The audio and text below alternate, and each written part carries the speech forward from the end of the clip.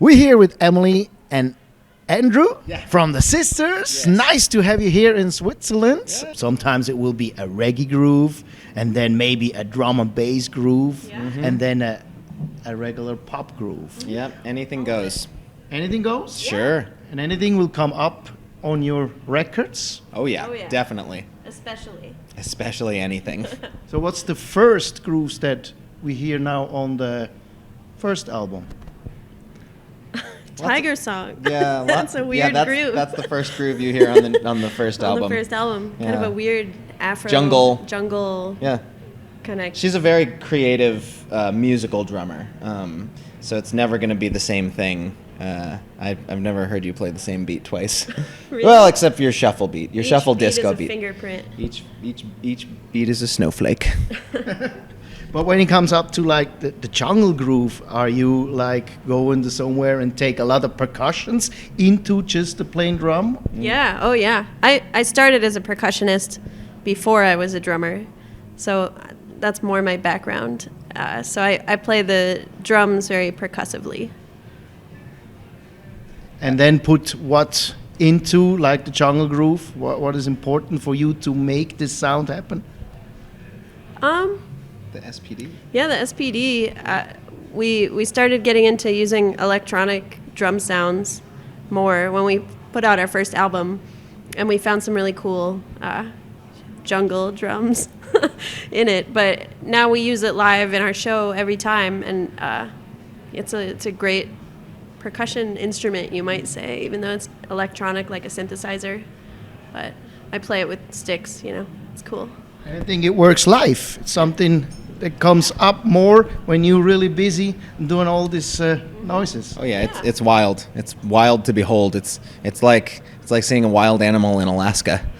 How long you take for finishing a song from the beginning to the end, and what is the shortest? You just came up and boom, within. Weird Life is just kind of like bim, bam, boom. Yeah, A a couple lot- hours, maybe. Yeah, really? a lot of our songs come together really quickly. Our process is such that we start the song, we write up to maybe a verse and a chorus, and then we'll put it away, and we'll record it, and then we'll put it away, and then we'll start the next idea when we're writing. And then we'll revisit those songs later when we decide to finish for the album. And then you bring them to the people, and were there sometimes songs that you saw they're not working, there's not too much response, so we kick them out and bring something else? Or all of the songs that you had till now, they really worked?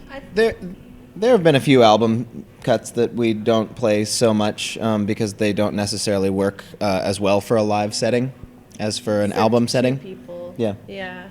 Sometimes it's hard with the arrangements with just the two of us to figure out how to properly perform a song live. Yeah. So some songs, it's not because they didn't get a good response from the audience, but we choose not to play them because it's not as enjoyable for us, maybe.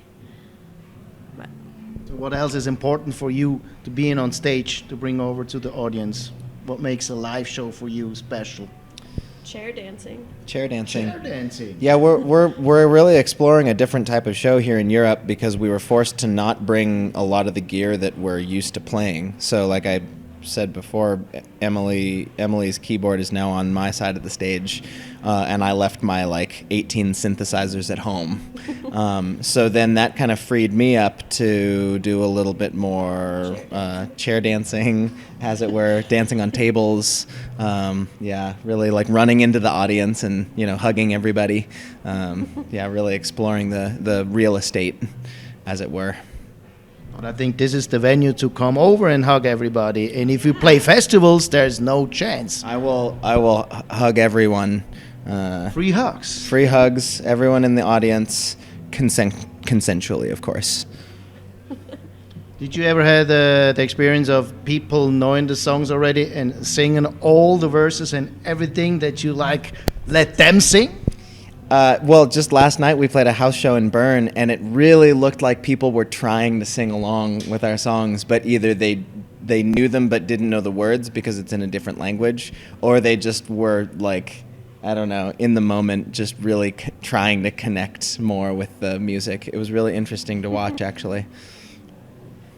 What's the projects after this? Are you working on some new stuff or have ideas already? Well, because we put 2 full-length albums out this year, we're gonna concentrate on playing a lot of shows and festivals in the States, and hopefully we'll come back to Europe maybe in late 2018, maybe early 2019. Sounds good. We'll be back. So you're working on some videos that coming for this project? Potentially. We just put out a music video for the most recent single from Wait Don't Wait. So we just put out a video for a song called Scene Here. And hopefully we'll get to collaborate with some interesting video people. Yeah. We have a lot of very, very creative friends in Seattle, so hopefully we'll be able to cook something up. So when it comes to collaborations, is there anybody that you thinking of would like to work together with? Is there musicians in Seattle or all over the world? Well, speaking of video artists, we have a friend in Seattle named Clyde Peterson, and he's an incredibly talented animation and video artist. We really wanted to work with him for for the most recent single, but he was too busy, very in demand. And then for musicians, gosh, I don't know. Phil. Yeah. Somebody we met on this tour, our friend in Berlin. Yeah. His band is called Louis Hill. And it's like our new favorite band, and he's our new favorite friend. And so it would be nice to have a, Berlin, Seattle collaboration.